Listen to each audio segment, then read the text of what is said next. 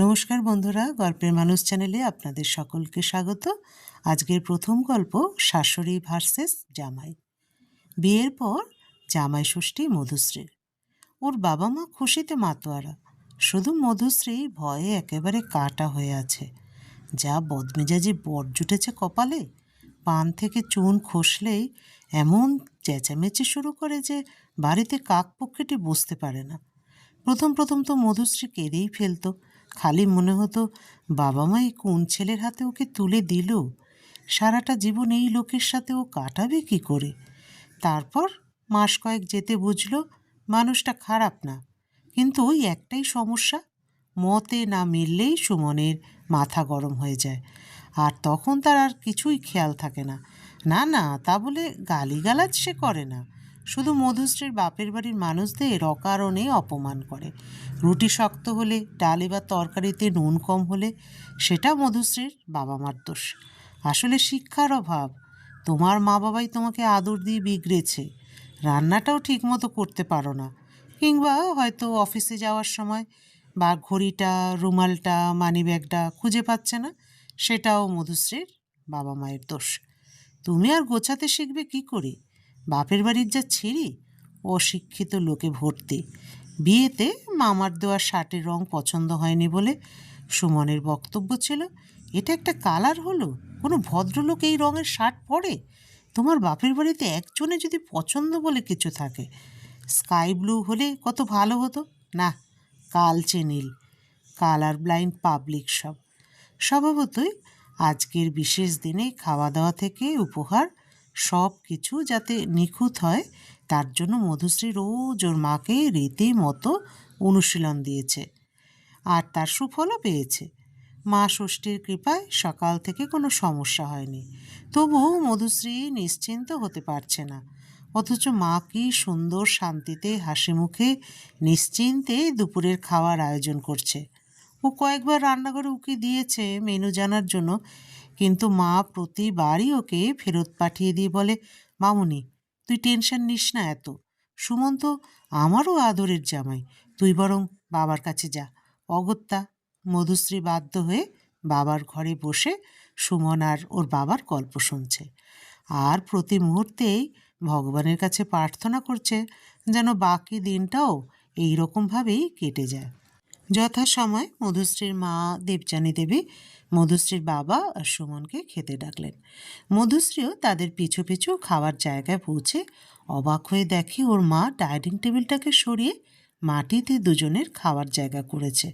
সুমনকে দেখে দেবযানী দেবী বলে উঠলেন, বসো বাবা, এখানে বসো।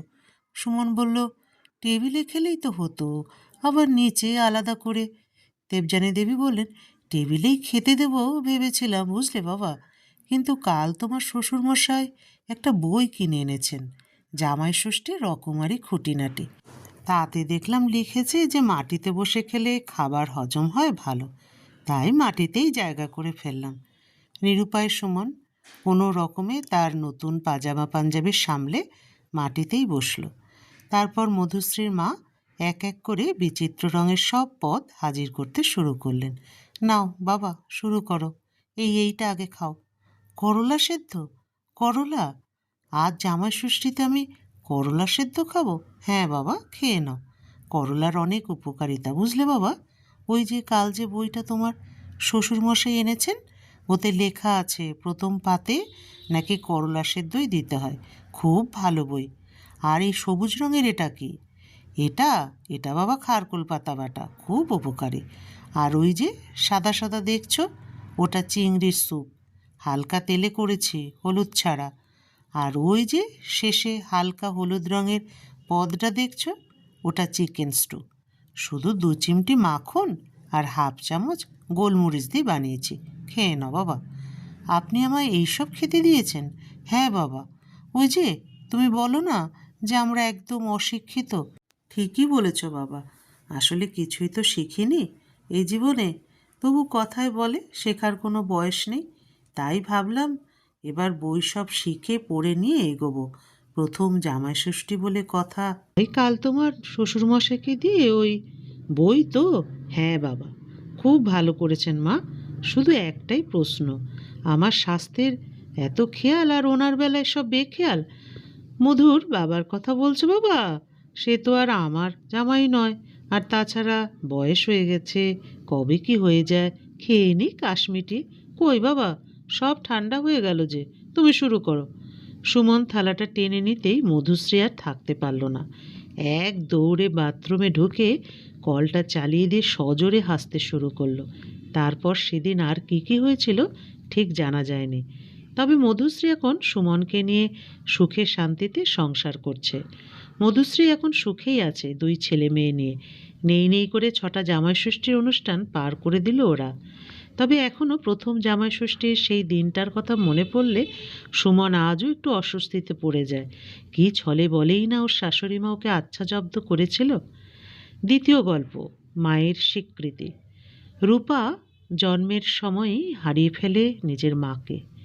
যেহেতু ওকে জন্ম দিতে গিয়েই ওর মা মারা যায়, সেহেতু ওকে অপয়া বলে মনে করে ওর বাবা কানাই। রূপার মায়ের মৃত্যুর 3 মাসের মাথায় আবার বিয়ে করে আনে ওর বাবা। কিন্তু সেই নতুন মায়ের কাছে রূপা কোনো দিনই ভালোবাসা পায়নি।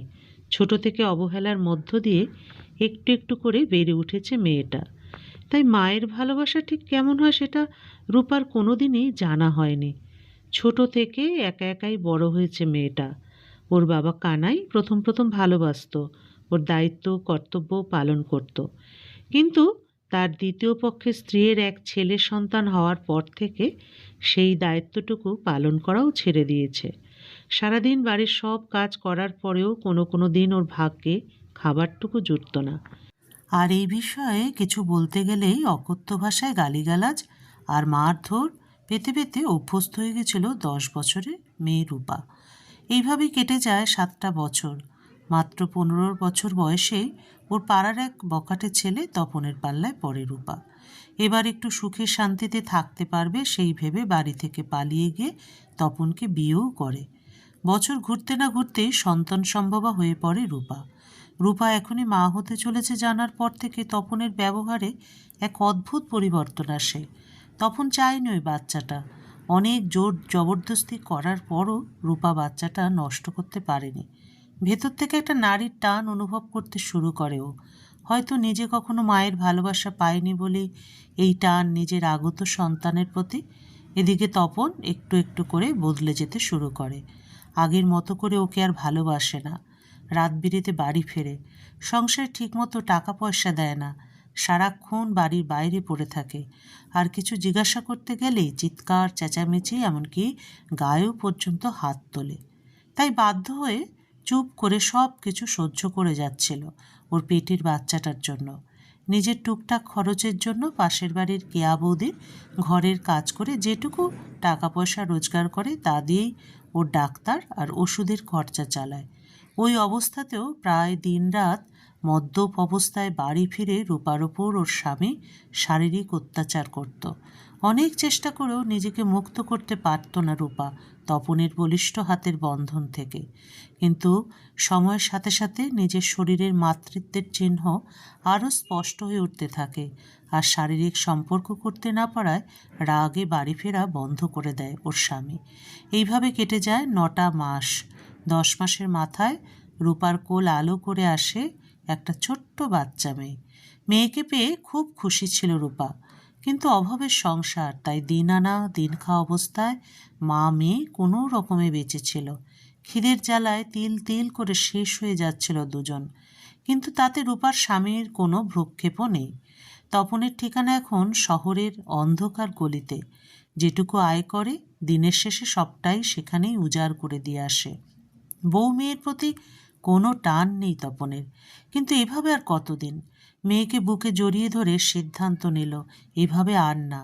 ও নিজে যত কষ্টই সহ্য করুক, নিজের মেয়েটাকে এই অনিশ্চয়তার মধ্যে বড় হতে দিতে পারে না।